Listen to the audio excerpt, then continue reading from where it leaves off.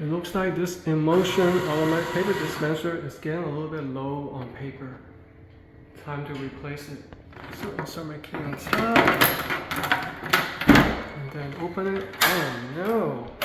Why does it look like it's a little bit short on the width side?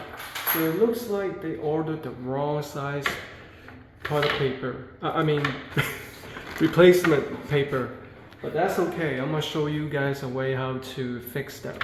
Alright, so simply we are gonna remove the old roll right here, okay?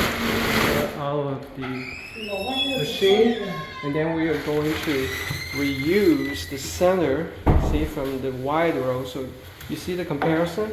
See the width?